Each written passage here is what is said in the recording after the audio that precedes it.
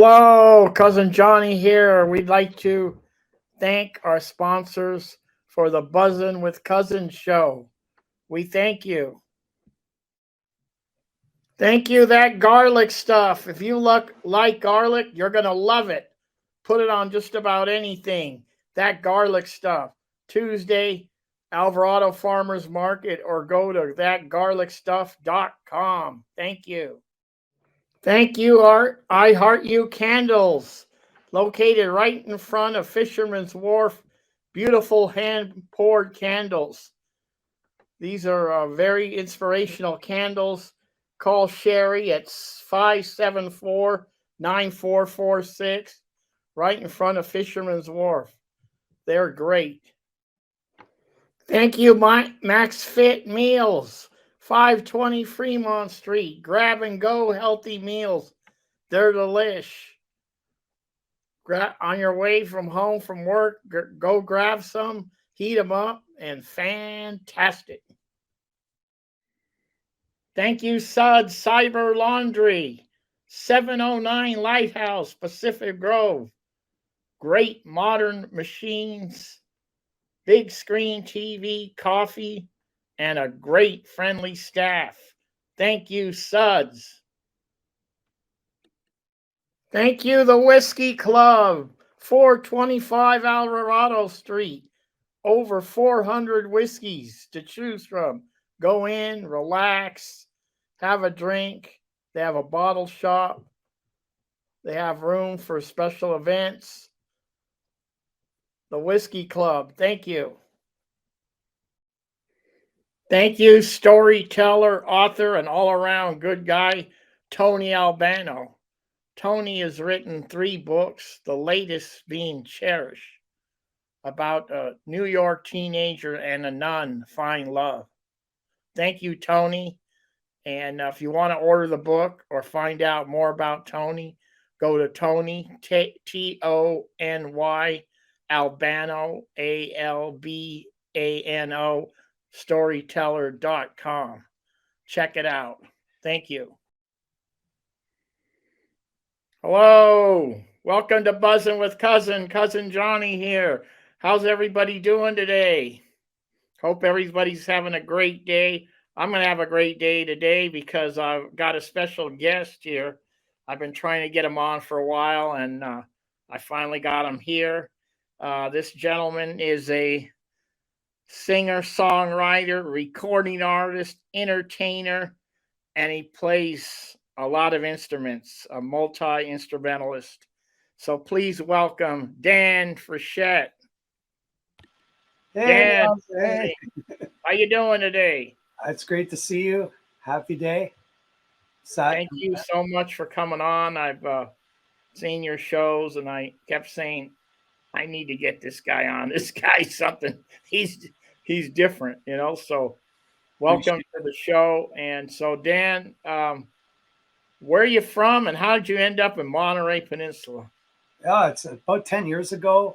It's a really interesting story because YouTube is a pretty special place that a lot of musicians go to, you know, hear other music and listen. And I'm a big fan of, you know, fiddle players. And I was just kind of down a rabbit hole on YouTube one night back in 2012. It was around May, and there'd been a couple feet of snow that fell outside.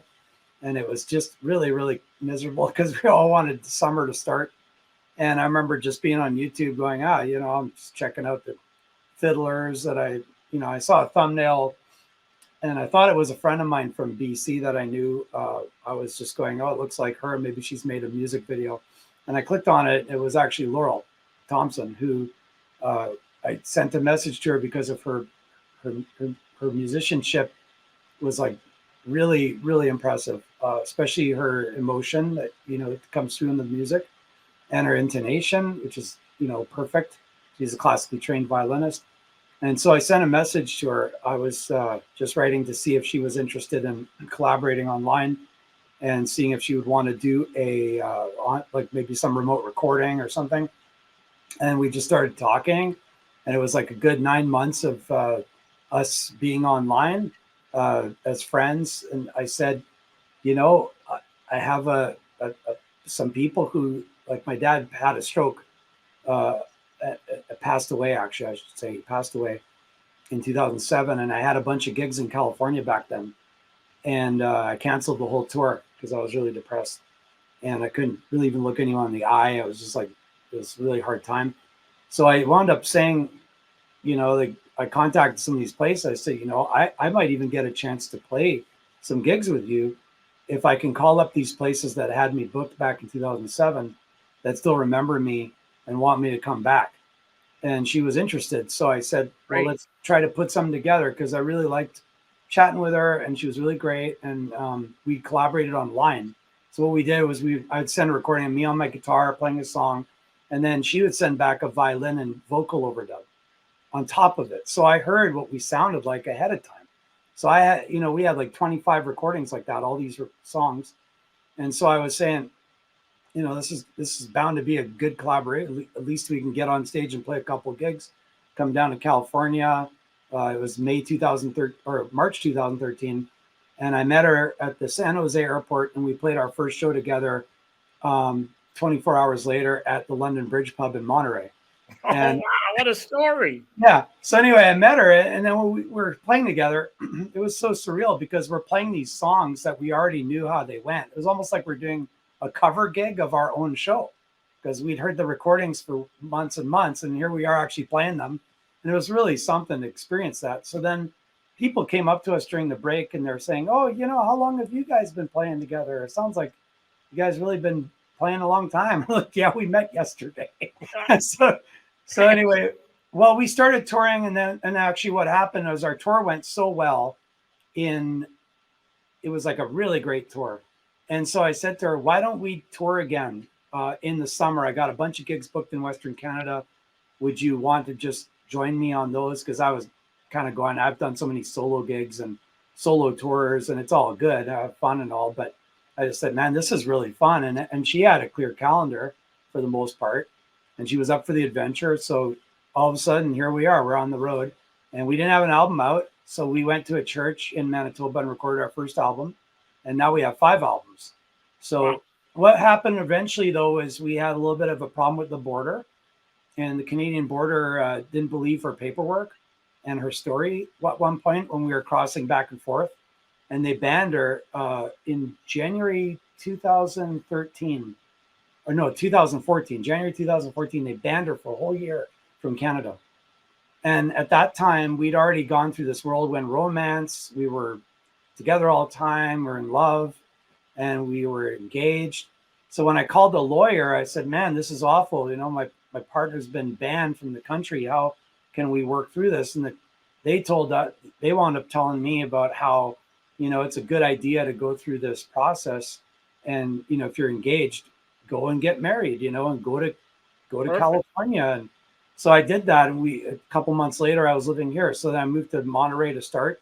And then from there, things built up slowly because I had to sell everything I owned up there to be able to come down here. And I sold all my gear. I sold, I had nice stuff, National guitars. I'm pretty well known up there as a songwriter and musician. And I had I remember I did 4 CD release parties in 2012. And it was crazy. Every single CD release was a different genre. So I did a bluegrass one, I did a blues one, I did a folk one, and I did a Latin reggae one. And every one of them had a different audience. It was so cool. So I had this CD release parties, and it was going well in my career up there. I was doing well. But I came down here because I wanted to be with Laurel.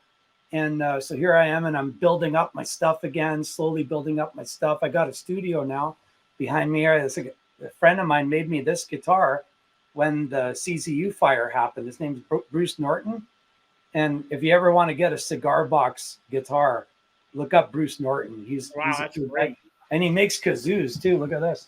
He even made me a kazoo. Anyway, that's I like really, him. He's a nice guy. That's really a great story. Yeah. Building up, you got to build up again. It's like, it took a long time, but I did it. Now you grew up in Canada, and you're well known in Canada, and you've written over 1,500 songs, right? Yeah, I got it's crazy, but the amount of organization it takes to kind of have all this stuff set up. I have a Dropbox account and a YouTube channel with a whole like ton of privated videos. Like I have, okay, what happened when I first moved to California was I was bored stiff because I had, I was just hanging around and waiting for a green card. It took like 8 months. And so what I did during that time was I had a camcorder over here and I set up and I went chronologically through my entire songbook that I'd photographed before I left Canada. And I saw every song and I wound up playing every song I've written. I did like 400 4-song videos, and it's called the Dan Frechette Songbook. And so I wound up getting it posted all on YouTube. Private, it's all private, but it's me playing every song I've ever written. So it's like really cool because from there I took all of that and I turned it all into MP3s, and then I put it all on a playlist. And then I counted how many songs I actually had. I was like, oh, I have like 1,600 songs or something. So then I wound up running through, like I have a recording studio all of a sudden. A year later, I wound up picking up my recording studio from Canada.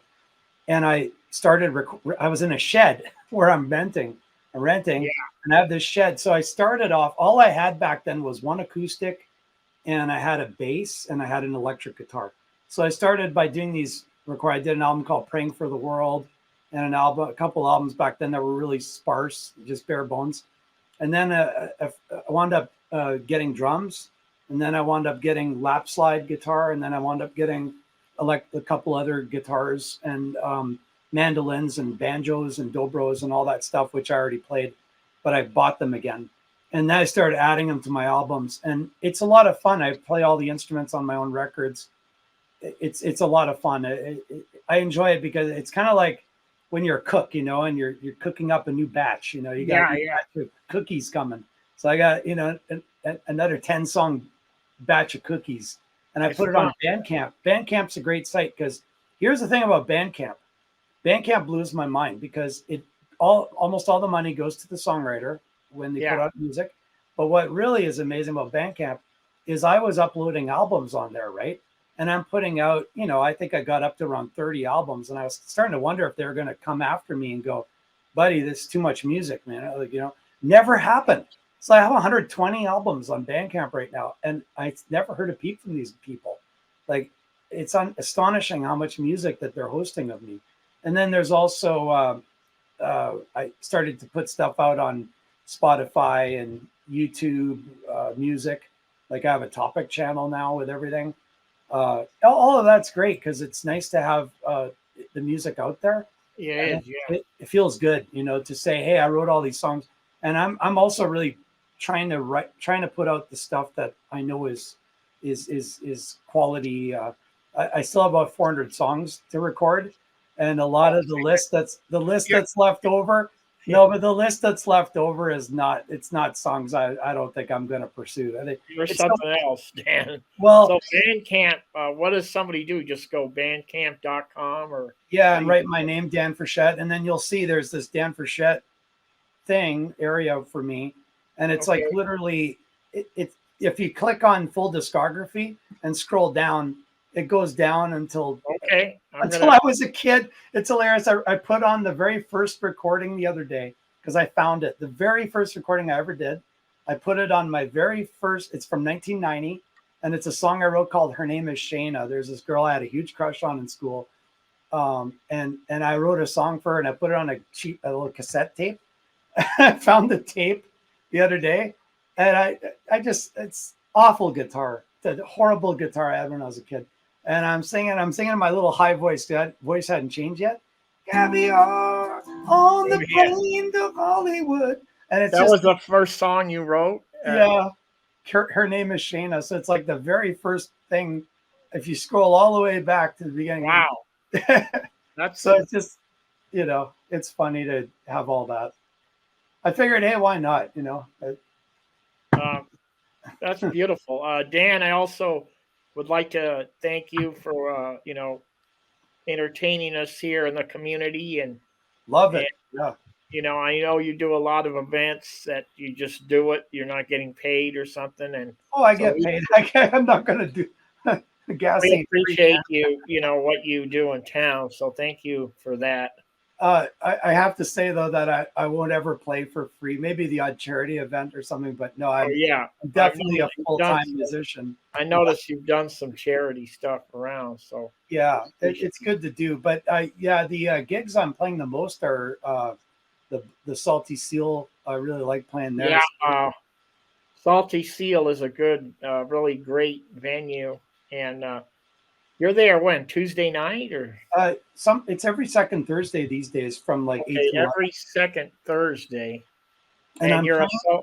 you go in solo, right? What I do is I show up and I just kind of go, what do you people want? Because sometimes there's folks from Central Valley and they want to hear Merle Haggard. And then there's people that are coming in and they got turtlenecks on and they want to hear Paul Simon and Garfunkel. But Got it.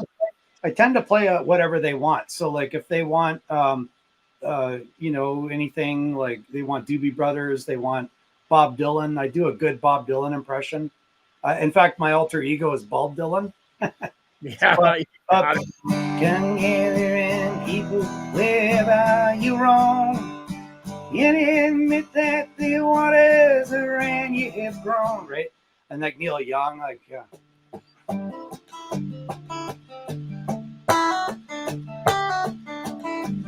Oh man, look at my life. I'm a lot like you were. So like just all these impressions, right? Like I like doing this one. Hello, darling. This is Lewis. Great, darling. It's so nice to have you back where you belong. You're looking swell, darling. I can tell, darling. You're still glowing. You're still growing. You're still growing strong. I hear the room, right? So you just have fun with the crowd. It's all That's about them. fantastic. Now you got the reputation of being the human jukebox, they call you, right? Yeah, that's fun. I like that term. It's and then the people, they're very generous and kind, and they ask sometimes to put it on a paper, or they'll come right up to me between songs and say, my wife and I are here. It's our anniversary. Would you play Harvest Moon? Sure. Here we go. Tune it down to D and play that first. And I really like that. And then there's times I'm playing reggae. I find reggae really happens around here. I like reggae. So you just gotta. I mean, I listen to so much music. I just actually backed up my computer. I had 32,000 songs on my computer that are like actual files that I wound up migrating onto Dropbox. So now the cool thing about that is if someone's like, hey, can you play this song? And I look it up on Dropbox, and if I'm not quite remembering how it goes, and then I have a reference of an MP3 of it, and then I also can look up the words because lyrics are, sometimes a little tough for me to remember all of them and what order they're in. So having the phone, it's really great because there's really no limits. If I know the song and if I like it, I can do it. I heard you do a good version of Cyndi Lauper. Can you play it? Yeah. Okay, so the story with that is I made an album called ATs Done Bluegrass, and that album was a lot of fun. The ATs means ATs, like the 80s, but I spelled it like ATs. And so what I did is I made an album of pop hits from the 80s, all bluegrass style. And that was super fun. It's free on my Bandcamp because I didn't write the songs, so you don't have to pay for it. But it's nice to get the support when people buy the other albums. Yeah. But the point is that this winds up being a song that the girls just want to have fun, that I remember looking up the words to, and I didn't know who wrote it, right? I was going, who wrote this song? And it said on the top corner, Robert Hazard. And so I went, it made me think. I'm going, what would a Robert Hazard's version sound like? And I'm imagining some big old guy with a beard. Yeah. I'm Robert Hazard. So I'm thinking of that. Meanwhile, the actual Robert Hazard version, which I wound up hearing a few years later, is actually completely like, it's like, like that. It sounds like that, right? But the version I imagine, which wound up being on my bluegrass album, is imagine a banjo, imagine a bass, imagine a dobro. All right, come home in the morning light, my father said, when you gonna live your life right? Oh, daddy dear, you know you're still number one, but the girls just don't wanna have fun. Oh, the girls just don't wanna have, so they really want some fun. When the working day is done, oh, the girls just don't wanna have fun. Oh, the girls. So anyway, that's fun to play that one, and I love it.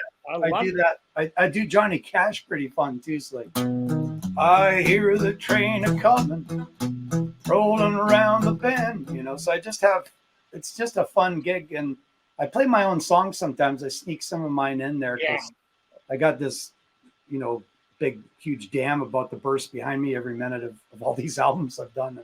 I do like when people ask. Sometimes folks ask me to play my own songs, and Yeah. that's a huge honor because I really miss. I used to do it more in Canada full time. Like I was more of a, like, that was what I did.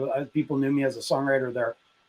So I'm, you know, getting known. People starting to hear my own stuff now, and that's cool. And I Yeah. have an Instagram called Dan Frechette Songs, and if you go on there, you'll hear me playing my own songs. So that's nice to have. Yeah. You did a great show at the good old days I of loved it. so That that, Laurel and I loved that gig. that was a great show. You and Laurel together, and you Yep. know we stayed there. A few friends of ours and drank beer and listened to the music, and it was really that was a great show. That was, I finally met you too. Yeah, that's when we met. Yeah, it Yep. was really. And I remember you and Jeff Rothel. Yeah, you guys were just, Oh were yeah, there time, I think. we I was like, love it. that's awesome. He Yeah. was. He's the guy that mentioned you like many months ago. He said you got to listen to this guy Dan. He's an amazing guy. I Plays love it. Jeff. He sings everything. I go, wow, this is. I'd like to run into him one day, and I'm so glad that we met. And you also do that the Beatle. What is it? A Beatle Oh yeah, jam? that What's was that something all that, about? well, I put that together for community, and I wound up getting a book back when I first moved here because I was, you know, kind of building up my stuff again. I'd gotten rid of all my stuff up in Canada, and one of the first books I bought when I moved here was called The Beatles Complete Chord Songbook, and you can find them on Amazon. They're $15 or whatever. And it was a book that when I looked at it, I went, all the chords are right in here. Like most of these songbooks, they're all over the map, right? Tabs online, they're all wrong. So this book, whoever did it, they must have hung out with Paul McCartney or something because all the chords are completely right. And I thought I could start a jam group around this book. So what I started with was a few people gathering around singing through Beatles tunes because I've missed people and I'm a people person. And, you know, I just said, oh man, this could get bigger. So I wound up putting a Facebook group together because people keep asking like, hey, when's the next jam? When's the next jam? And I set it up to go once every 2 months because I didn't want it to get to be too much, you know, something Right. people miss and look forward to. So I set it up so that, you know, I have a mic, so I'm singing, and then people can hear the, you know, where we're at in the song. And eventually it got bigger where there's a drummer that joined us, a bass player. And now we do it every 2 months in various locations around the counties. And we just have a great time. It's usually a good 60, 70 people come. And there's a group on Facebook, if you want to join it, it's called Beatles Jam Group. And just send in, just make sure, I don't want to have people from Malaysia joining. I just want folks from these two counties mostly because I want them, the ones that are going to come, right? So if you join that group and you answer the little question, like, are you from around here? Yes, I'll get you in. And it'll be really cool to see you, you know, because people come sing. Doesn't matter if you're a Beatle expert or not. There's people with ukuleles who know 3 chords there.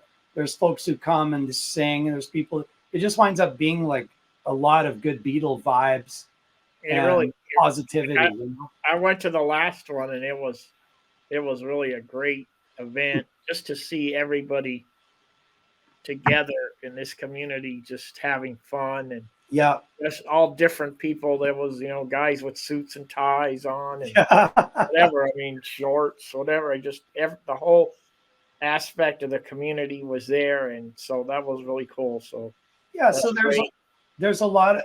I'm going to put a plug for my friend, the Guitar Shop out in Santa Cruz. Oh yeah. Steve Crisp, really great. He actually did work on Buddy Guy's guitar, and he's worked on Stevie Ray Vaughan's guitar. Guy's a really guitar guy, man. So yeah, good to know. I keep on thinking he's gonna put the shirt on to make sure he gets a plug. Oh yeah, let's give him a plug. Yeah. Yeah. So I like plugging the good folks and the people that are, they're small businesses and things like that. And that's another thing I like about the Beatle Jam is just taking it around nowadays to like small businesses that need a boost. And the Salty Seal, I mean, they've done so much for me. I wanted to have it there. Anyway, everything's been great. I've been loving just being a musician. It's a blessing. It's a God-given blessing, and just to have someone like you, to warm anyone's heart with it, to make a difference. It's just, that's why I'm here. I'm glad that I'm on my trajectory and I happen to be on the coast here at this time. And well, we want you to stay here in this area. So. Yeah. Hey, that's great. Don't go anywhere. Well, yeah, I got a band called Vinyl Revival too that I should mention. We're starting to play around a lot. And what the cool thing about Vinyl Revival is everyone in the band knows the same amount of songs as I do. So we could do requests. So like it's a band you could walk up to and say, hey, can you play this? And we'll play it. That's really great. So Dan, let's say somebody wants the Revival to play, or you as a solo, or maybe you as a duet with your wife, Laurel. Do you have a website? How does someone get a hold of you? Oh, it's pretty easy to find me, danfrechette.com. You can also, if you don't want to write my name out, because it's kind of a long-winded spelling, you can see it there, thankfully, but it's ramblingdan.com is the name I came up with, just so people didn't have to misspell my name. Right. But ramblingdan.com.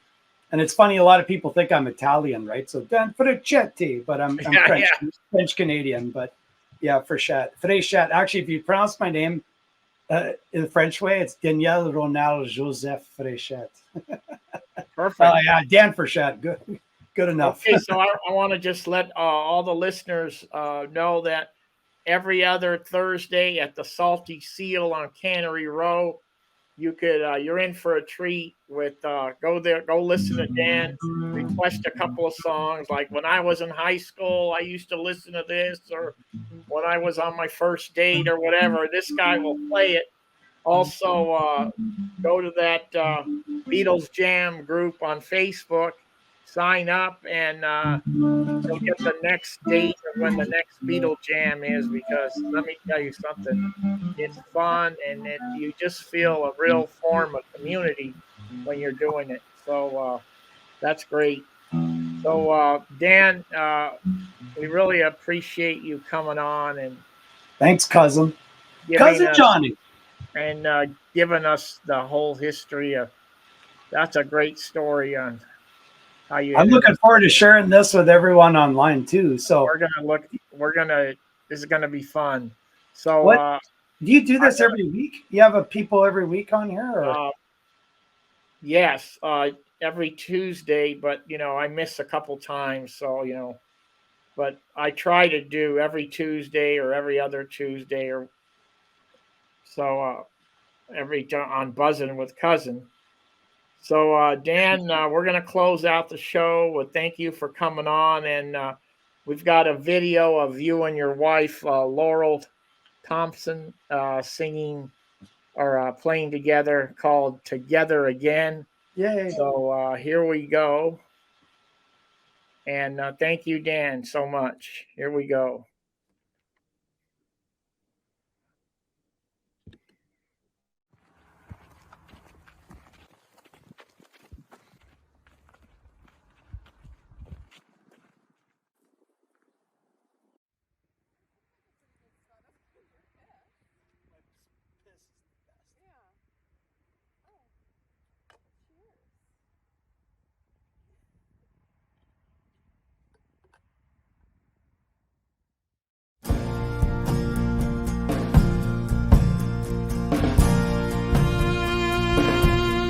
If I could stay here, long time, then you know it's 'cause I love you deep inside. Take the cue, it's what you do, then you know at least that I'm a fool for you. I'm waiting for that special day when we can be together again, together again. I'm waiting for that special day when we can be together again, together again.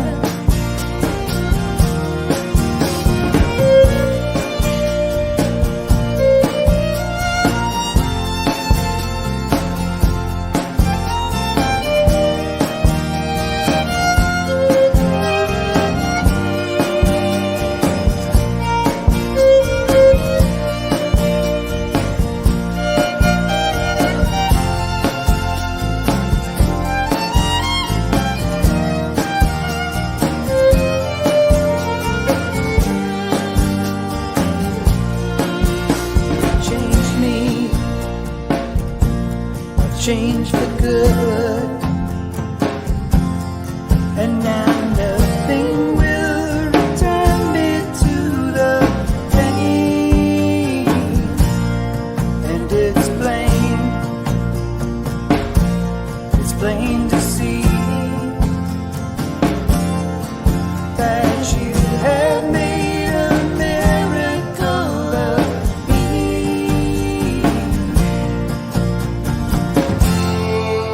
I won't grow colder, I'll just grow older, yeah. Waiting for that special day when we can be together again, together again.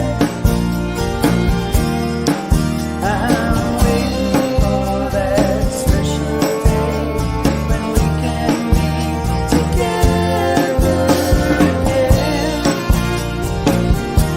together again, together again.